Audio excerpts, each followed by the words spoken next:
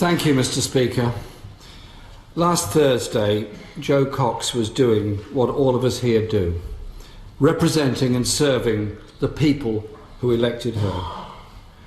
We have lost one of our own, and our society as a whole has lost one of our very best.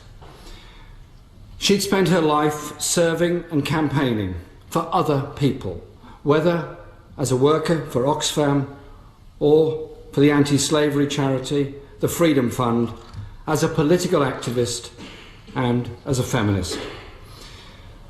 The horrific act that took her from us was an attack on democracy, on our whole country, has been shocked and saddened by it. But in the days since, the country has also learnt something of the extraordinary humanity and compassion which drove her political activism and beliefs. Jo Cox didn't just believe in loving her neighbour. She believed in loving her neighbour's neighbour. She saw a world of neighbours. She believed every life counted equally. In a very moving tribute, Kate Allen, the director of Amnesty International, said, "Her campaigning on refugees, Syria, and the rights of women and girls made her stand out as an MP who always put the lives of the most vulnerable at the heart of her work." Her former colleague at the Freedom Fund, Nick Grono, said, "Jo was a powerful champion for the world's most vulnerable and marginalised. She spoke out in support of refugees, for the Palestinian people and against Islamophobia in this country.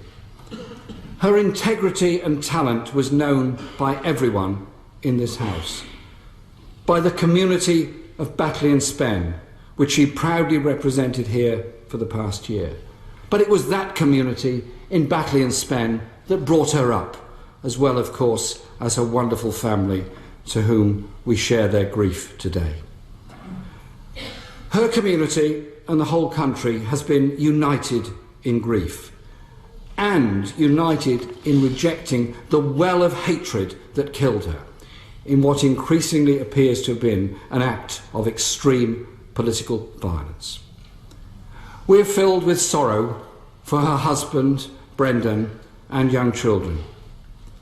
They will never see her again, but they can be so proud of everything she was, all she achieved, and all she stood for, as we are, as are her parents, as is her sister and her whole wider family. Jo would have been 42 this Wednesday. She had much more to give, and much more that she would have achieved. I want to thank the heroes who tried to intervene. Bernard Kenny, a 77-year-old former miner, saw the need and ran to Jo's aid. He was stabbed and taken to hospital. I'm sure, Mr. Speaker, the whole House will join me in wishing Mr. Kenny a speedy and full recovery. Many shopkeepers and bystanders also tried to help, administered first aid to both Jo and Bernard, the police officers who made the arrest, and the National Health Service paramedics who were on the scene so quickly. In her maiden speech last year, Jo said this: "Our communities have been deeply enhanced by immigration. While we celebrate our diversity, what surprises me time and time again as I travel round the constituency, we are far more united and have far more in common with each other than things that divide us. We need, Mr. Speaker, a kinder and gentler politics. This is not a factional or party political point. We all have a responsibility in this House and beyond not to whip up hatred or sow division." Thank you, Mr. Speaker, and thank you to the Prime Minister and to Rose Hudson Wilkins, our wonderful chaplain, for accompanying me to the vigil for Jo last Friday in Birstall, at the priestly statue in the centre of that lovely town. We, all of us, were moved by the unity and warmth of the crowd brought together in grief and solidarity. I've been very moved by the public outpourings since her death, the hundreds of letters and emails we've all received in solidarity with Jo's family in their hour of grief, and by the outpouring of charitable donations to causes close to her heart: White Helmets, Hope Not Hate, and the Royal Voluntary Services. Last night, my honourable friend, the member for Islington South and Finsbury, and myself held a vigil outside our town hall. One of hundreds of vigils attended by tens of thousands of people right across our land who are so shocked by what's happened and want to express that shock and that grief. I also want to thank the other parties in this House who've offered their sympathy and support at this very difficult time. We're united in grief at her loss.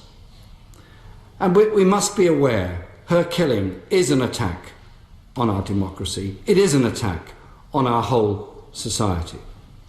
As my honourable friend, the member for Wirral South, wrote recently, Jo's life was a demonstration against despair.